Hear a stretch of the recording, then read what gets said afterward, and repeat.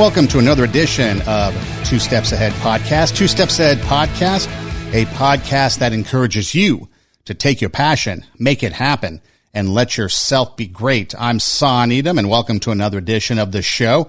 Two Steps Ahead Podcast. You can watch us on video if you didn't know about it. Maybe you only listen to the audio, and you can find the audio on any podcast platform out there.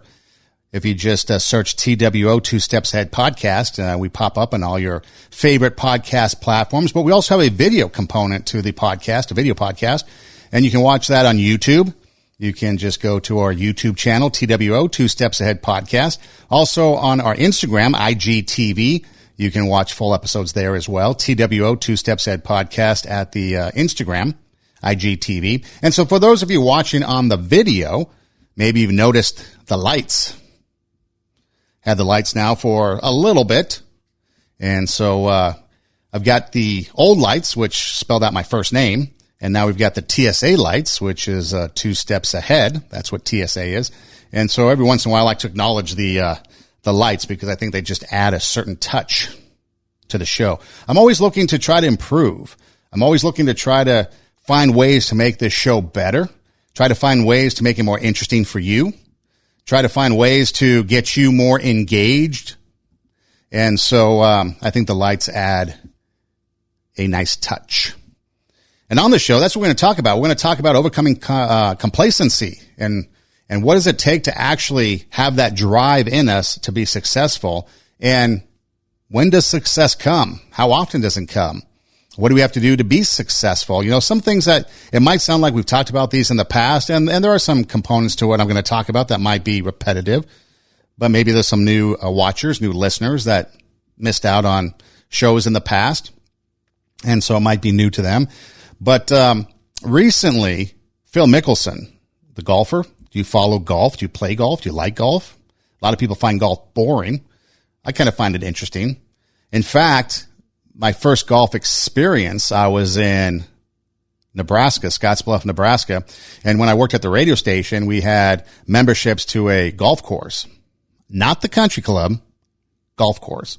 And so what we would do after work, me and the morning show on the rock station, we would go get a couple of golf carts. We'd get a couple of adult beverages, throw them in the cooler, and we'd go golfing. Nobody was on the course. It was midweek.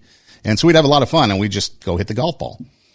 And so then it became something that I enjoy doing. I also like going to the driving range. Sometimes I like to just go to the driving range and hit balls, see how far I can hit them and kind of give them a whack.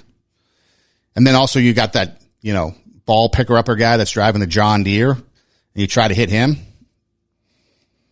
Anyways, Phil Mickelson recently won a PGA championship. Now, he's won 3 Masters. This is his second PGA championship, and he's also won a British Open, or the Open, as they call it, over there in Britain, the British Open. And so you might be thinking, what's the significance of a guy who's had success? He's won multiple others. Those are just the majors that he's won. But what's the significance? I mean, you think of all the good golfers throughout the years, right? Bagger Vance, maybe. And then you see that you had like the senior PGA for a while, and they were able to extend into their golden years. And so Arnold Palmer, for example, was a guy that's been around, successful golfer. Greg Norman, you might think of him. The Golden Bear, another golfer. But what's so significant about Phil Mickelson? Well, he was 50 years old, and so by winning the PGA championship, he becomes the oldest golfer, not gopher, golfer, to win a PGA championship. And now you think that might not be so significant, but you think about the demands of golfing. I know some of you hear the demands of golfing and you snicker and chuckle and laugh. But if you've ever really gone out on the golf course, it does take stamina, first of all, to be able to walk the golf course, 18 holes. And then depending on, the size of the golf course, you could be walking quite a distance, and then do that over 4 days, Thursday, Friday, Saturday, Sunday, and maybe some have to do it earlier in the week to qualify or to get out there and practice. And so you really have to be physically fit because it is demanding, overcoming the elements. You think down south and in other places like Florida and maybe in Palm Springs where they have these golf tournaments and the heat and having to overcome those. spectators in their shorts with their coolers, and they're out there in their, long pants and their polo shirts. Thus the polo shirt.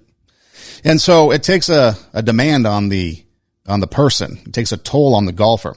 And so Phil Mickelson at 50 becomes the oldest golfer to win a PGA championship. And it's pretty significant because when you think about it, even though he had won the Masters, won the British Open, it's been a number of years since he's won anything. And so it kind of caught a lot of people off guard. And in the post-tournament interview, they asked him, if you were a betting man, would you, put a bet on yourself to win? And, he obviously didn't admit to not being able to win, but he talked about that, he always felt that he had the ability in him to do it, but there were little parts of his game that he felt just wasn't quite right, especially the mental aspect. And that would cause him from being successful out there. And so it required him to be able to refocus and rechannel that mental energy, because he still felt at 50 he had the physical ability, kept in shape, and was able to master that component of the golfing game, the physical demand. But when it came to the mental game, sometimes he felt off, and he felt it was difficult for him to always concentrate. Could you imagine trying to have to concentrate on every single shot and have just that exact precision in thought to see where you're going to place the ball, how hard you're going to hit the ball, and all those decisions that go into, when I get out there on the golf course, I just square up and launch it and hope for the best. If it goes over there, I'll go fetch. If it goes over there, I go fetch. If it goes in the water, I'll probably kick another few into the water just for fun and then carry on. But it takes a lot of precision, and so his mental game. And so he talked about refocusing his mental game. But then also afterwards, they asked him when he puts his head on the pillow that night, what is it that he's going to take from his victory? And this is the thing that I want to focus on, and I want you to understand and hear. So this was his answer to that question. When you put your head on the pillow later that night, what are you going to be thinking about? What's going to be on your mind? The biggest thing that I'm going to take away is that there's no reason why at an older age you cannot be at your best. It just takes a little more work. And I believed it for a long time, and I wasn't getting the results, but I believed it, and I had people believe in me, and it just takes a little more work. So it takes a little more work, but he thinks you can be successful at 50. He thinks you can be successful at an older age. It might just require you to put more time in, put more work in, more dedication. Things we'll get to here in a little bit. And so he always felt that he had the potential, but he had to kind of tweak some things. And so as he talks about it, he basically says there is no reason why you at an older age can't be at your best. Now, keep in mind, at your best at 50 might not be at your best at 25. Laker fans, especially fans of Showtime in the 80s, remember James Worthy? In his prime, he would post up back to the bucket, and he'd do that spin move and then dunk on his defender. And that spin move couldn't defend against it. It was so quick. He had that quickness, that speed to just spin and go. And then as he got older in life, that spin move became more defendable. It wasn't as quick. Slowed down. He was still at his best probably in those years, giving it his all, doing the work. But it was noticeable. And that's the first time in life I noticed age can take a toll, because when you're youthful and in your youth, you think you're invincible, right? You can do anything. But that was the first time I noticed when he would post up back to the bucket and he'd try to spin, people were able to come and defend him when before it was unstoppable. And you can see any number of people, athletes especially, that as they get older, they diminish in their physical ability, and then you throw injury in there. That might even be more of an issue. But at your best. So the point of it that I took out of that was at your best, whatever you are right now, you could be at your best. It might take work. You might have to put in more work. Things might have came easier for you at one time, but guess what? Now you have to work harder to achieve the results that you want. Obviously, weight loss is a big thing for a lot of people. Some can lose weight easily. Remember when you were younger and you had a high metabolism? You can eat all the stuff you want. In fact, there was a basketball player, Sean Bradley. He played for the Philadelphia 76ers amongst other teams. And he was like 7'6", something like that. And he weighed like 50 pounds soaking wet. And they would just shove everything down him to try to get him to gain weight. I think he had an 18 million calorie diet or something. I mean, it was unbelievable. He just couldn't gain weight.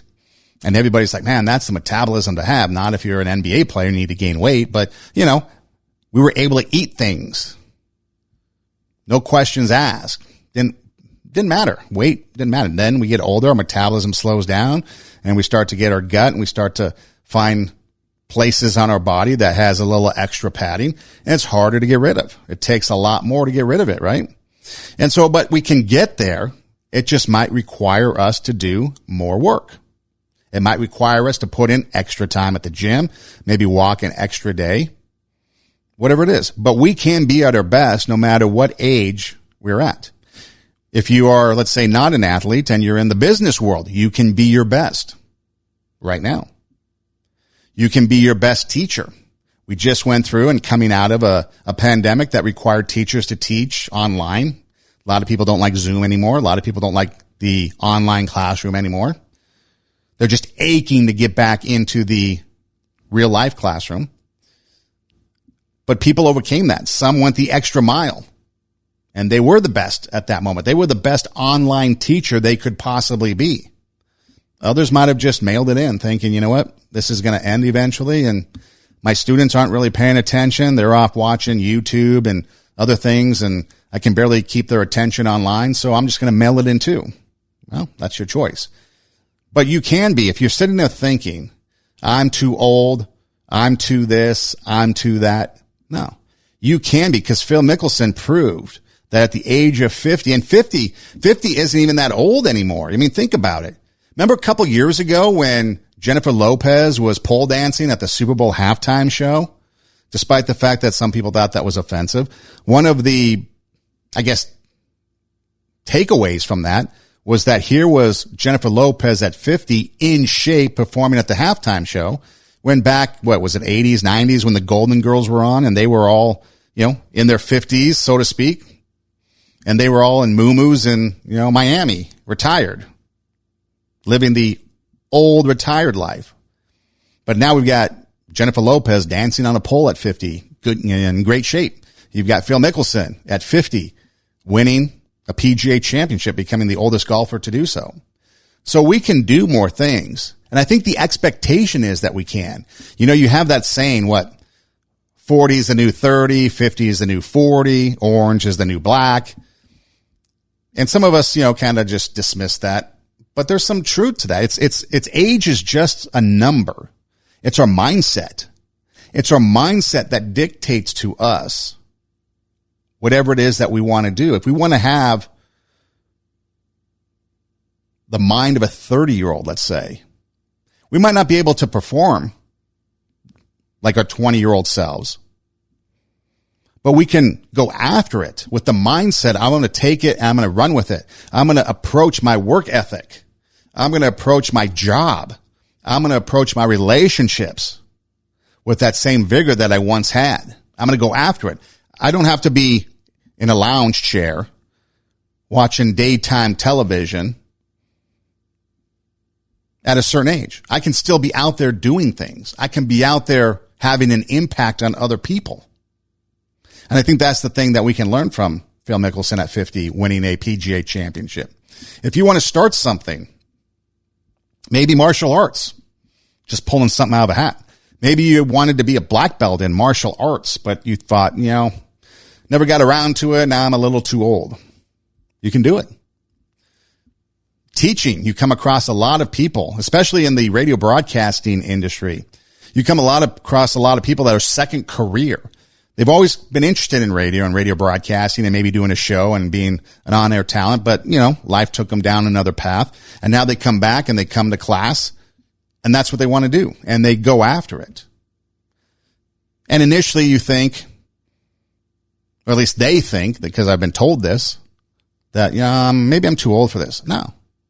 You're not too old to do anything that you put your mind to. Now, you might have some physical limitations, like you might not be able to bench press what you did when you were in your younger days, but you can still bench press. You can still work out. Your mile might be a little bit slower, but you can still go run the mile if you want to. And maybe, as Phil Mickelson said, you put in a little more work, you can still achieve some results. Maybe changing some of the things that you do and how you approach it, you can get those results. You know, recently, Simone Biles came out with in case you don't know who she is, she's a gymnast. And she won 4 gold medals at the Olympics. And she's won recently an all-around competition here in 2021. And most of 2020, she said, you know, they really didn't do much because they couldn't because of COVID. But she invented or came up with this new vault routine, I guess you can call it, or move. And it's a double pike. So basically you run down the runway and then you vault onto the horse and then you flip in the air, right? And she's the first one to come up with a double pike, which I guess is pretty complicated. And again, one of those things that might look easier than what it is. And if you go online and you look at some of the videos, the training videos for her to get there, it's pretty amazing. And she was able to pull it off in this recent competition. And it wasn't her best, but she did win the all-around competition. Not sure exactly what the competition was, but, you know, so again, here's this successful gold medal gymnast, possibly top gymnast in the world right now, maybe we could say. And so she pulled it off in competition the first time, this double pike. And this is what she had to say about that double pike. I was just thinking, do it like training. Don't try to overdo anything, because I have a tendency as soon as I raise my hand to kind of overpower things. And I did a little bit, but at least I still was on my feet. It's a new vault, and I'm proud of how today went, even though it was a little bit rough and uncharacteristic, but it was okay. So here you have an Olympic gold medalist 4 times. She's trying something new, pushing the envelope. So she practices and practices and practices because she wants to get better, because she wants to put something in her routine that's going to be different from everybody else, because she still wants that gold. She's not resting on her past and what she's done. So she goes out there in this competition, as she said, it was a rough day. It was uncharacteristic of her, but she was proud of what she did because she got out there and she performed it in competition. All that time practicing and practicing and practicing. Practicing falling into a foam pit and then onto a mat on the foam pit. Getting that landing down. The body continually pounding, taking a beating as you try to improve and kind of master this double pike move. And then she gets into competition, pulls it off. Come the Olympics, if we have Olympics, might see it. But that's the thing. It's like you take these people, these athletes, for example. I like using athletes because they're easy demonstrations to actually see. You can see the improvement. And you take these athletes and they don't just rely on their past. They're not complacent. They change things. They want to mix it up. They want to get better. They want to improve. Yes, this might have worked for me then, and I was a champion then, but in order for me to continue to be a champion, I need to improve. I need to get better. I need to do things. Or it's their personal drive to be the best person possible. They look at themselves and they're like, wait a minute, I don't like the way I do this. I think I can do this better. I think if I approach it this way, I think if I change this, I'll be better. I'll become better. You know, Tiger Woods, a couple times throughout his career, changed his swing. He changed his swing after he won the 1997 Masters golf tournament. And then he also, I think, later in life changed his putt to get better. And after the 1997 Masters tournament, he changed his swing because he saw a need for improvement. And this is what he had to say. Well, I saw my swing after the tournament was over, and I realized how far across the line it was. And I didn't like that look. And I knew that, I could have weeks where I play well, but I'm also going to have weeks where I really play poorly. I'm not going to be consistent week in, week out. And that's not a golf swing that is going to be consistent. So he saw a weakness in his swing that had to do with consistency. Some weeks he could be great. Other weeks he'd be not so great. So he wanted to change his swing so that he can become consistent, so that he can perform at a consistent level, so that he can pursue that greatness within him. He was raising the standard. He was raising the bar on himself. And a lot of people, when you look at comments, I guess you can say, from back then, people were flabbergasted. He won the Masters by a big, wide margin. And now he's changing things. Best golfer in the world at the time. And he's changing things. Why? To get better. And that's what we can do. We can look at our lives. We can look at the things that we do. I mean, I look at this show, and that's what I try to do. I try to look at it and see how it can improve. What can I do to make it better, more interesting for you?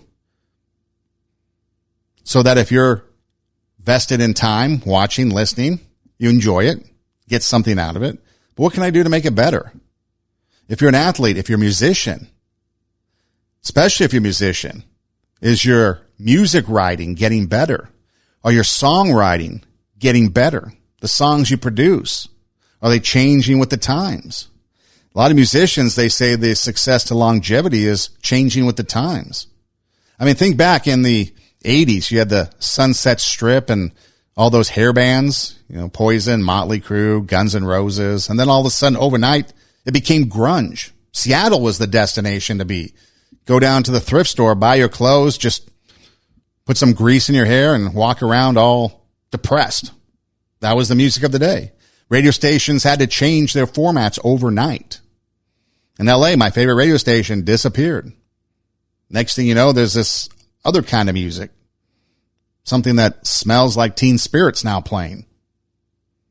Jeremy spoke in class today. All of a sudden the music changed. So people had to change.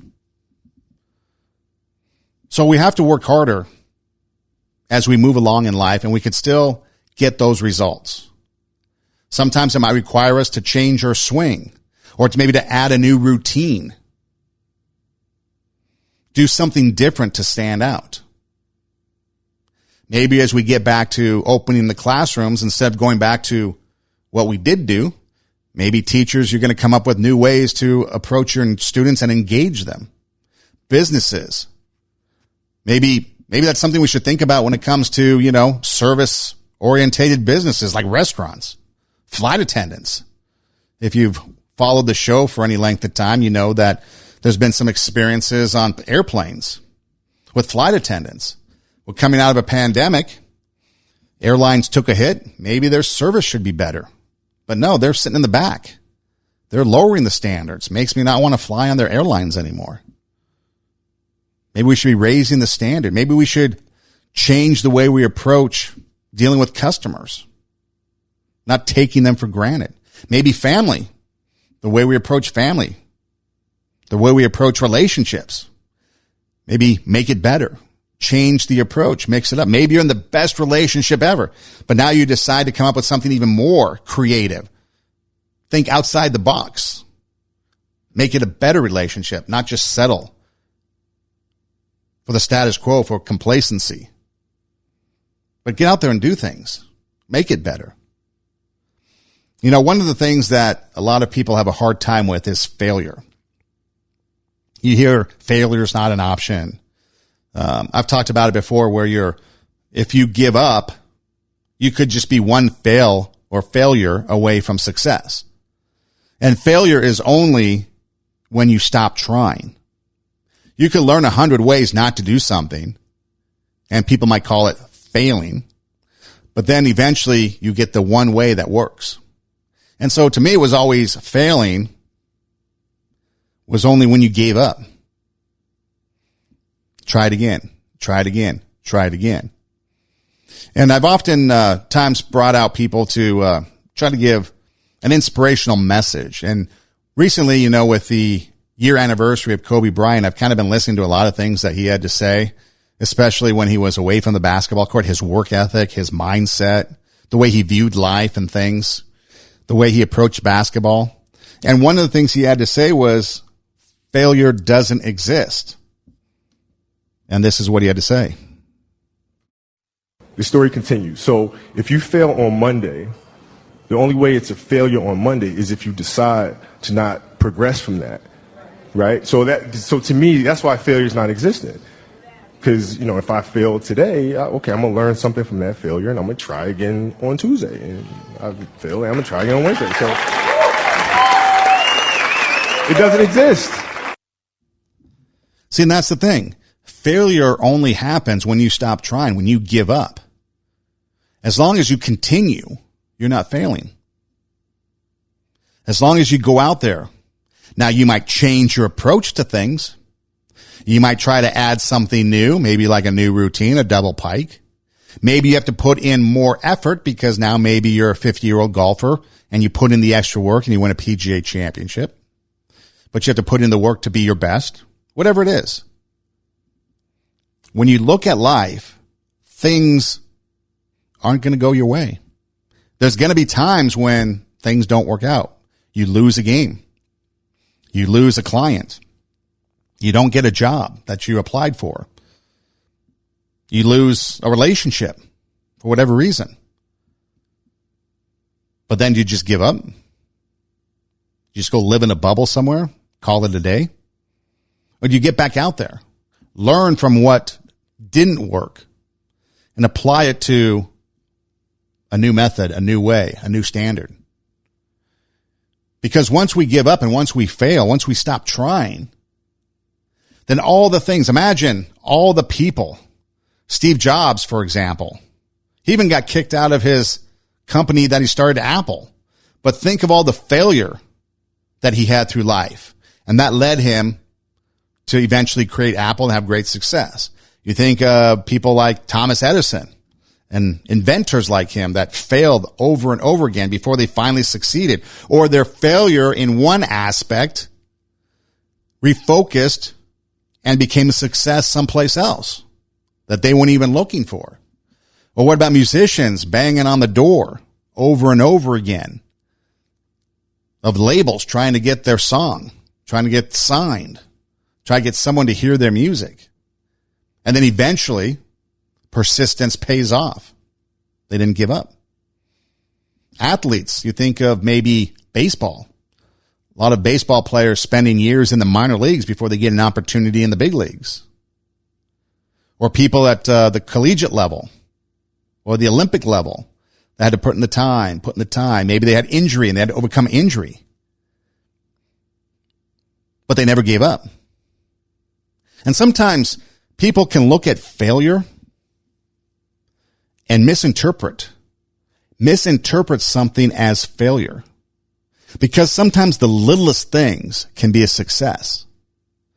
I mean, think about it. A team, a person, an individual taking the field of competition, that alone could be a success, regardless of the outcome of the game. Because we don't know what that person went through. We don't know the obstacles they overcame. We don't know the obstacles you overcame. Maybe there's something in life that you had to overcome just to get to the point to be able to participate in whatever it is. Think about education. Maybe your dream was to be a high school history teacher or another form of teacher. And depending on the state you live in, here in California, the obstacles and academics are great. I mean, you have to get your 4-year degree. Then you have to go and do your teaching certification classes. Then you have to go student teach. And then there's some TPAs in there. There's the CSET, the CBEST, and it goes on and on and on. And it can be like, why am I doing this? And the money that you have to put out because maybe you didn't pass a section of a test. You have to go retake it.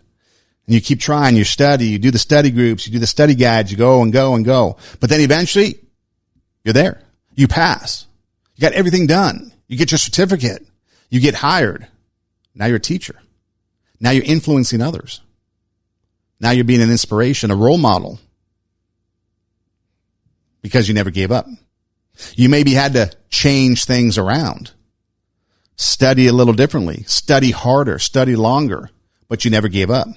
And so all those tests that you failed, all those assignments that you didn't pass, that you had to redo, It might be failure. People might look at it as failure. But eventually you got over it and you got that certificate and you got that credential and now you're teaching and now you're influencing others. I remember back in high school, I took algebra and I wasn't really big on math. Once the numbers were replaced by letters, kind of lost interest. And so in algebra 1, I think it was, I got a C. Hey, yay, passed. That's all I really cared about. Because some classes, like history, for example, I would put everything into it because I want to get the best grade possible because that was an area of interest. And so I wanted to learn. Some sciences, depending on the class. Foreign language, not really. But had to take them, right? And so when it came to math, I got a C in algebra, partially because I was distracted by other people in the class and didn't really care and was playing sports and, I could list excuse after excuse after excuse, but I passed. That's all I wanted to do was just get a passing grade. So then my junior year, I take algebra 2. I got a C. And someone asked me about it and I said, hey, isn't that improvement? If I got a C in algebra 1 and I got the same grade in algebra 2 and algebra 2 is supposed to be harder and more difficult than algebra 1, isn't that success? So people looked at it as you got a C, which is passing. And so that's acceptable. But when you have a higher burden of academic success placed on you, and then people look at it like, oh, you only got a C. No. To me, it was success because I got a grade equal to that when the material was harder. Success. That's how I saw it. But again, you got to define for yourself success and failure. You've got to decide for yourself what you're going to allow yourself to believe as success and failure. Michael Jordan, he was never complacent like many successful athletes. And I've got a clip here where he describes how many times he actually failed in the game of basketball. I've missed more than 9,000 shots in my career. I've lost almost 300 games. 26 times I've been trusted to take the game-winning shot and missed. I've failed over and over and over again in my life. And that is why I succeed. I never feel that I'm at my best. I feel I still have room to improve. I still set goals for myself to strive for. I'm never complacent with what I've achieved. Even though it's been very successful for me, I still feel I have a lot to prove, not just as a player, but as a person, as a father, to some extent, as a role model, in all aspects. So I'm never really too complacent with myself or with what I've achieved. When I get to a point where I feel I can improve as a player, I walk away from the game. I still feel that I have a plateau that I hadn't reached yet in terms of my skills or my expectations of myself. I'm always going to expect myself to do certain things or surpass certain things. As long as I believe that, then my road to success is going to continue to expand. Did you hear that? 9,000 missed shots. 300 games lost. 26 game losing shots. But he's a winner. He doesn't view himself as a loser. He has 6 rings. One of the top, is he still in the top 5, at least top 10 in scoring? And a lot of people think he's the greatest of all time. Although other people will argue that point. But again, you take a look at what he said there. He was never complacent in what he did and what he achieved. Even though he was a champion, he wanted to go and get better. The things that made him successful back here, he would take and build upon so that in his future he could be a champion even more. He always challenged himself, try to make himself better. You always talk about, on the video games, especially if you play video game sports, you talk about those video game stats, maybe college football. They're putting up, these gaudy numbers, and people will call them, video game stats. Or maybe in a basketball game, someone's putting up video game stats. It's just ridiculous. And I remember when I'd play the video games for football and stuff, I would always have games where I'd blow other teams out, but you have your kind of goals that you put. Okay, in this game, I want to try to rush for 1,000 yards, whatever. And so it didn't matter the outcome of the game. You were trying to achieve these things. And so that's how it is in life with some of these athletes. You think about it, even though they're not putting up, video game numbers, not playing a video game, but they're always trying to do something. I talked with a coach one time at a basketball game, and he told me that the reason why he was so successful, because they weren't so concerned with the scoreboard. They were concerned with other things like shooting 70% from the free throw line, shooting 50% from the floor, field goal shooting, committing less than 5 turnovers a game, getting maybe 10 plus team assists, little things like that. Rebounds, getting so many offensive and defensive rebounds, or having the offensive versus defensive rebound ratio being a certain way. And they figured that formula would be successful. And those were the things they would work on. So it wasn't about running up and down the floor and putting the ball through the hoop, which is the point of the game, right? More times you do that, you get more points. And if you've done it more than the opposition, you win.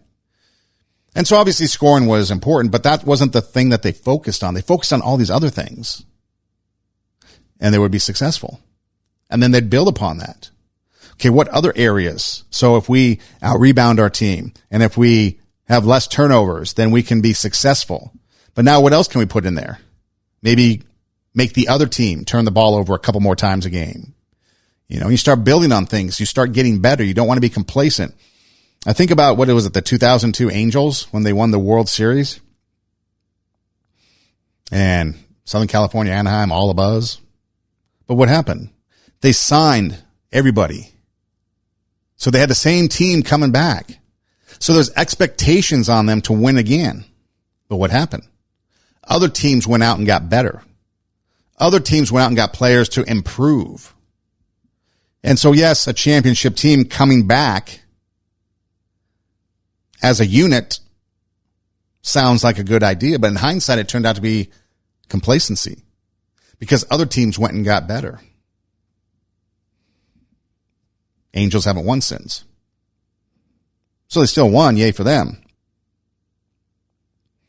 But was there some complacency in that? When you go out and get better. You think about some of the great upsets in sports, like in 1983 when North Carolina State defeated Houston. Houston had Akeem Olajuwon, Clyde Drexler, NBA Hall of Famers. And yet it was a buzzer beater that allowed NC State to shock the world and beat Houston for the national championship. Now, a lot of people would call them the cardiac kids, and there would be underdogs and shocking win. But you know what? They were prepared. They were prepared for that moment. They were prepared for that one moment, that one shining moment, and they made the most of it. It wasn't just happenstance. It wasn't just luck. They had put in the time. They put in the work. They put in whatever it was to be successful. They knew they were the underdogs, so they had to put in more work to be their best. And they came out on top. Or remember Rulon Gardner, that wrestler from the 2000 Olympics? He was up against a Russian, and I had to look this up, but he was up against a Russian wrestler who was undefeated for 15 years in international competition. This Russian wrestler won 3 consecutive gold medals, 7 consecutive world titles, and he had not given up a single point in international competition for 10 years. And then you look at Roland Gardner, and he hadn't even won an NCAA championship. And he was the hugest of underdogs, and he won. He got to the Olympic gold medal match, and he defeated a guy that hadn't been defeated in 15 years, hadn't given up a single point. If you know wrestling, you can, get points here and there by takedowns and, all these things. So sometimes it can be easy to get a point. Sometimes you just trip your opponent. Ooh, accidentally he fell over. Oh, you got a point. Yay. But it wasn't Rulon Gardner just happenstance that got there. Even though he hadn't won a NCAA championship, he put in the work. He believed in himself. He had heart. And he won. What about when Buster Douglas upset Mike Tyson in 1990? No one thought that was going to happen. Or the Miracle on Ice, when Team USA upset the USSR in hockey, the semifinal game. They went on to beat Sweden, I think, for the finals and win the gold medal. No one thought that was going to happen. But hey, guess what? It did. And so what do all these things have? It's a work ethic. It's a work ethic that you are not going to outwork me. You might be smarter. Your family might come from privilege. Your daddy might own a company, but you will not outwork me. This top spot is number one. That's mine. Because not one of you can outwill me. You may have been born with more genetic prowess than I have, but you cannot out-determine me. You can't outwill me. You can't outwant me. You can't outwork me. You can't out-desire me. The bigger your dream is, the harder the grind. Some of you in this room, you might have small beginnings. You might not have a lot of money. You might not have a lot of resources, but there's no excuse. And I need you to understand that the bigger your dream is, the earlier you're going to have to get up. The longer you're going to have to stay up. The more effort you're going to have to put in. You know how hard I worked to get here? I put in too many hours. I sweat too much blood, too much tears. I worked hard to get here. Didn't nobody give me this. I didn't grow up with wealth. Didn't nobody pay me. I worked for this. Sweat, blood, tears. I earn every dime I get. I work for this. You will not outwork me because your height has nothing to do with my work ethic. Your face has nothing to do with my work ethic. Your two-parent background has nothing to do with my work ethic. You will not outwork me. You will not outwork me. The bigger the dream, the harder the drive. The bigger the dream, the more effort it's going to take. So what does it require? What's the effort? Is there a formula? Not really. But here might be some keys to success that might help you. First off, you have to have a commitment. You need to stay loyal to whatever it is that you are wanting to do or achieve. You got to stay loyal to it. Can't give up. Can't let it go. I've seen a lot of people, especially in the radio business, they've had the desire, so they thought, so they said. They had the dreams, I believe that. But they did not have the commitment. My first year in radio, I worked every single holiday. I think I had New Year's Day off, but I had to work New Year's Eve. But I took New Year's Day off because I wanted to watch college football, the bowl games. So it worked out for me. But it was a sacrifice. But my dream, my goals, I had the eye on the prize and I stayed committed to that. I remember one student was telling me over and over and over again, trying to convince me they were dedicated, they were committed. It turned out they really weren't. Gave it up. And that's fine. That's their choice. But commitment is something that a lot of people overlook. You've got to stay loyal to whatever it is that you're wanting to do, whatever you're wanting to achieve, and not give up. And that process, depending on what it is, if you want to own a business, could take a lot longer than writing a paper, doing a podcast. A painting could require a lot of time and effort, but staying committed to it. You have to have the discipline. Giving up those things in life that derail your opportunities for success, derail you from putting in the work. You talked about, you're not going to outwork me. You're not going to outdrive me. You're not going to outperform me. It takes discipline to stick with that commitment. If you don't have the discipline, you lose your commitment. And that's a formula I've seen over and over again. People lose the discipline. Students, they would do a weekly show on the campus radio station, all excited, beginning the semester. Then they'd miss a week, whatever reason. I can't make it this week. Then I can't make it this week. I can't make it that week. And then they disappear and they're only did a couple shows. And then they wonder why they're not improving, having the success that they thought they would. Maybe they start losing interest because it's not working out the way they thought it would be. But they lost that discipline to be there week in and week out, regardless of whatever it is they were doing, to stay committed to their show, to stay committed to their dream.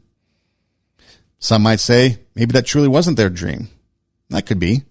But I know some people that really wanted it, but didn't have the discipline. In sports, how many people are good enough not to make it?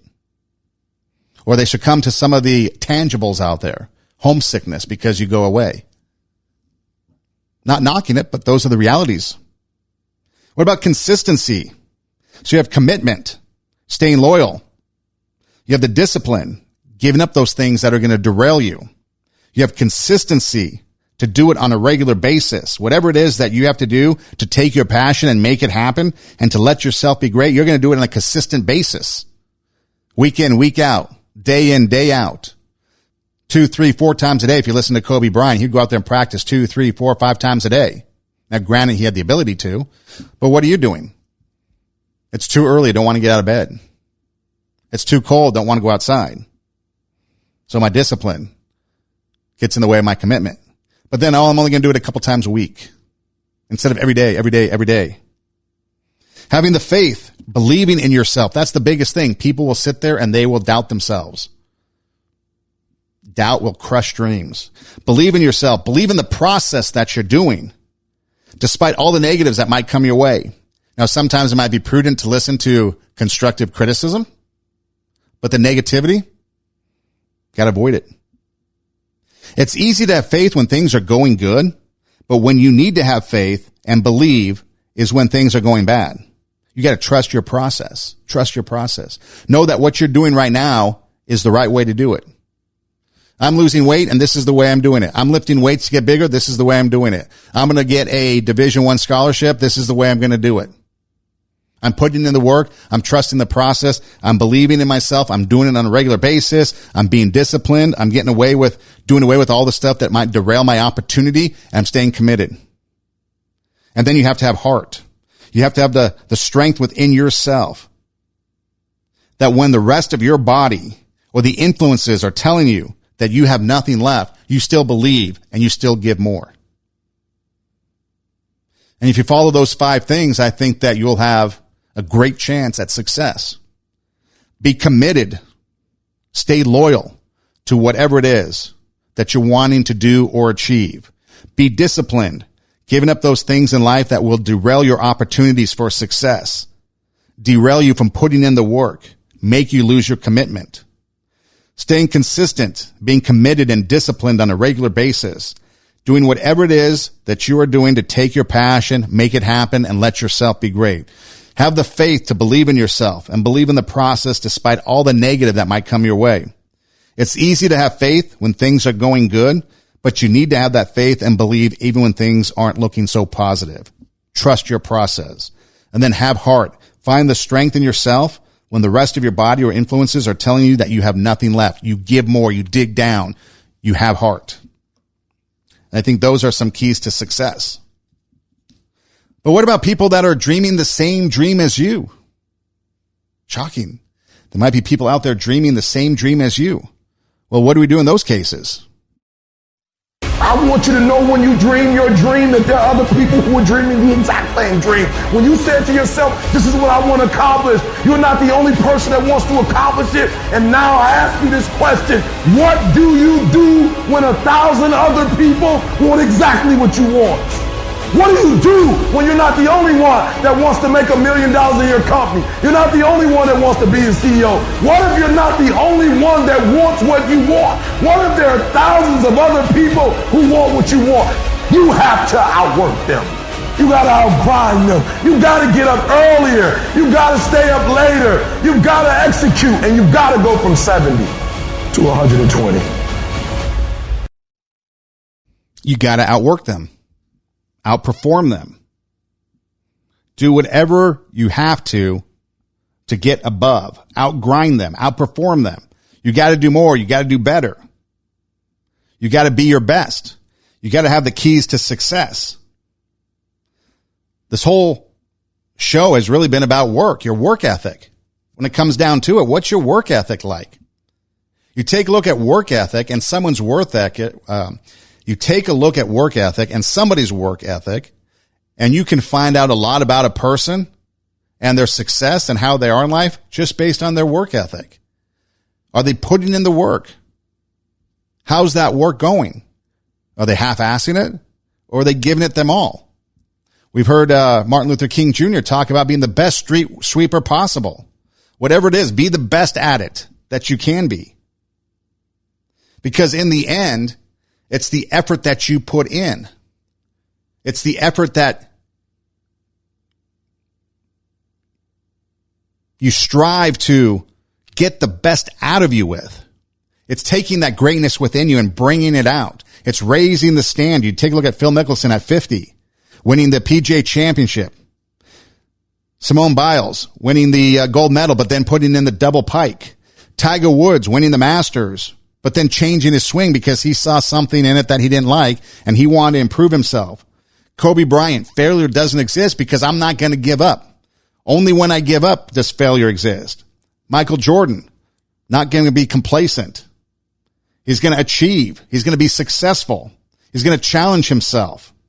He's going to drive to be a better person, and that drive will lead him to greater success.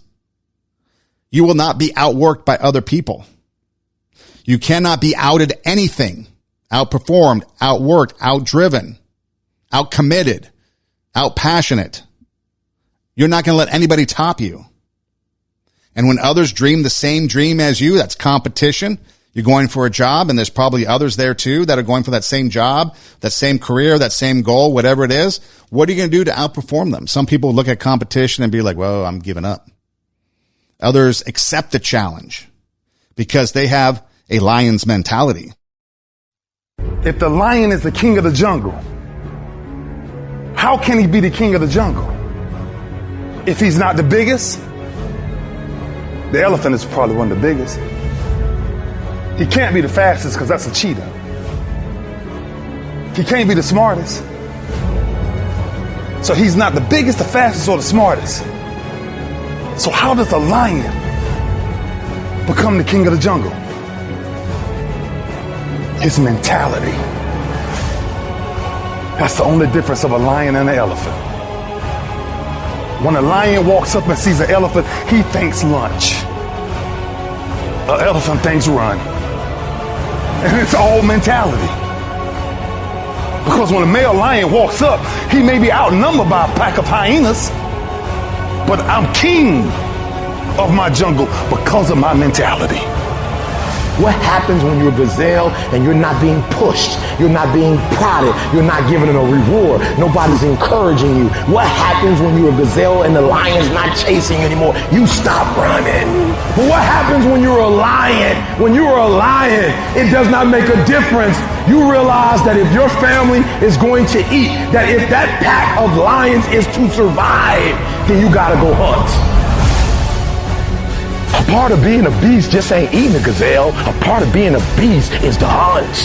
It's the hunt that they're excited about. They like to see the gazelles run. Then boom, they take off. Because real lions like to hunt. They love the process just as much as they love the prize. And some of y'all just want to score. You don't like the process. You're not in love with the process. A true hunter's goal is not the prize. A true hunter's goal is to hunt. That's what they live for. They live to hunt. They don't just live to catch it. It's the whole process. When you are a true hunter, you don't go by time. You go by the gazelle. When you are a true hunter, you hunt until you get a gazelle, and you don't stop until you get one. And then you get another, and then you get another, and you get another. Are you the king of your jungle? Do you have a lion's mentality, a championship mentality? Are you one for the hunt? Or are you only there for the result? Because the hunt gets you the result. And that's your work ethic. The hunt is your work ethic. And what you put into it is what you're going to get out of it. It's going to be the gazelle over and over and over again. The gazelle, stop being pushed, gives up, stops running. The lion, attack, attack, attack. Because they know they've got that mentality, king of their jungle. So what are you going to do? You're going to be the king of your jungle? Are you going to be committed, have discipline, consistency, faith, and heart to achieve your goals, to take your passion and make it happen and let yourself be great? Or are you going to give up, be complacent, just rely on your laurels, rely on mediocrity, and be where you are and complain about it? Or are you going to take that greatness within you and bring it out, raise the standard, rise above, and achieve and be the very best you that you can possibly be? Because I believe that there's greatness in you, just like we've talked about in the show several times. And that no matter what, where you are, there's no reason that you can't be the best you right now, like Phil Mickelson said. You can be the best you right now. All you have to do is put a plan. Put your plan into place, your hunt into place, and go after it. Because then you can be the king of your jungle. You can have that championship mentality. You can realize failure doesn't exist. You can rise above, and you can have all the success in the world, whatever that might be. But it's going to be up to you and you alone, with maybe some help from others, because lions do have pride. They've got a pride. Have pride in yourself. Get those people around you to support you, but you go after it, because only you can control whatever it is that you're going to do. So take your passion, make it happen. Let yourself be great. Thanks for being with us. This is 2 Steps Ahead Podcast. Now you can find us on Instagram. There's the show page, TWO, 2 Steps Ahead Podcast. And then there's my personal page, Edom Rocks, EIDEM, Edom Rocks. So either or both pages. The show page is primarily show stuff. My page is some show stuff and some personal stuff. So if you want to get to know me more, a little bit more in depth, you can check out my Instagram page. There's a link in each of the pages' bio. It's a Linktree link. If you click it, several options come up. Options for you to listen to the show online, on demand, like Spotify, Pandora, Apple Podcasts, and more. There's also our YouTube, so you can subscribe to our YouTube channel and never miss a show. You get notified. Also our SoundCloud. SoundCloud is an audio-based platform that allows you to download and take the show with you. You can subscribe and, again, be notified and never miss a show. And then also there's a merchandise or swag shop. You can click on that. It takes you to our merchandise store where you can find all kinds of cool things, from like shirts like the polo I'm wearing if you're watching the video, hats. We've got T-shirts, all kinds of things, drinkware. So check it out, and that would be greatly appreciated. And you can join us on Radio Warp. Radio, W-A-R-P, radiowarp.com. We're on there Mondays and Wednesdays, 11 a.m. and 8 p.m. Pacific time. And also right now, Tuesday nights at 10 p.m. Pacific time, we're on Radio Warp Live. And so you can join us there. But there's a link to Radio Warp in the bios as well. So once again, we'd like to thank you. Thank you for your support. Thanks for watching. Thanks for listening. Please do tell a friend. Spread the word. That would be greatly appreciated. And follow us on Instagram, like I said, at TWO, 2 Steps Ahead Podcast. We're at my personal page, Edom Rocks, EIDEM, Don't forget, take your passion, make it happen, let yourself be great. This is 2 Steps Ahead Podcast. We'll see you next time. Thanks for being with us.